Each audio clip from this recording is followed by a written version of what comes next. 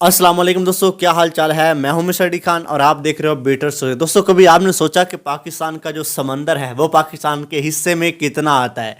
आपको पाकिस्तान का जो एरिया है उसका तो पता है कि यहाँ से बॉर्डर हमारा ईरान के साथ मिलता है, आगे अफ़गानिस्तान के साथ मिलता है और इधर इंडिया के साथ मिलता है। लेकिन कभी आपने सोचा कि यहाँ पर तो कोई कंट्री है नहीं, यहाँ पर तो समंदर है। तो समंदर हमारे हिस्से में, पाकिस्तान के हिस्से में कितना आता है। क्या ये सारा, ये जो आप देख रहे हो जहाँ पर मेरा कर्सर जा रहा है, ये क्या सारा पाकिस्तान के हिस्से में आता है। कैसे ये देखा जाता है, इसको देखने का क्या तरीकाकार है।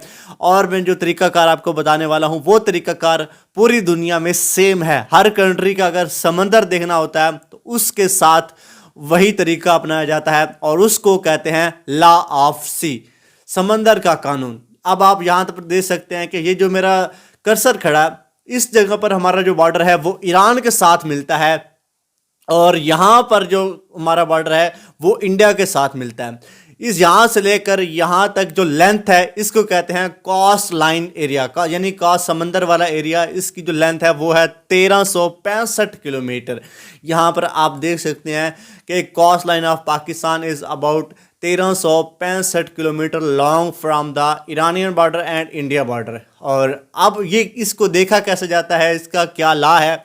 तो सबसे पहले जिस भी कंट्री का एरिया देखना होता है कि उसका समंदर कितना हिस्से में आता है, तो उसके मैप के हिसाब से, जिस तरह मैप टेढ़ा मेढ़ा होता है, इस तरह एक लाइन लगाई जाती है।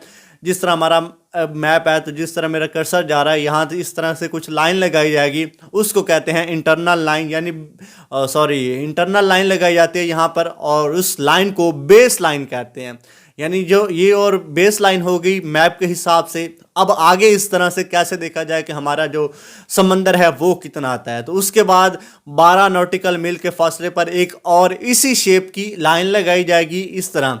इसको कहते हैं टेरिटोरियल सी। इस 12 नॉटिकल मील के एरिया पर जो लाइन होगी उससे जो पहले वाला ये एरिया आएगा इसको टेरिटोरियल सी कहते हैं। और उसके बाद बेस लाइन से आगे 24 नॉटिकल मील, यानी यहाँ पर इस जगह पर एक और लाइन लगाई जाएगी, इसको कहते हैं कॉन्टिजियस जोन। और उसके बाद बेस लाइन से एक तीसरी लाइन लगाई जाएगी 200 नॉटिकल मील के फासले पर और उसको EEZ कहते हैं, यानी एक्सक्लूसिव इकोनॉमिक जोन कहते हैं। और यहाँ तक ये 3 लाइनें लग जाती हैं और उसके बाद जो भी एरिया आता है उसको हाई सी कहते हैं। और हाई सी वो एरिया होता है जहां पर किसी भी कंट्री का कोई कानून नहीं अप्लाई हो सकता, यानी उसके दायरे इख्तियार से निकल जाता है। वहां पर कोई जहाज़ आ रहा है, शिप आ रहा है, कैसे का क्या कर रहा है, कोई मिसाइल फेंक रहा है, वहां पर पाकिस्तान की हुकूमत या किसी भी कंट्री की हुकूमत उसको कुछ नहीं कह सकती। अगर एक्सक्लूसिव इकोनॉमिक जोन वाली जो लाइन है उसके अंदर अंदर आ रहा है तो उस वहाँ तक पाकिस्तान के अंडर इख्तियार ये एरिया आता है।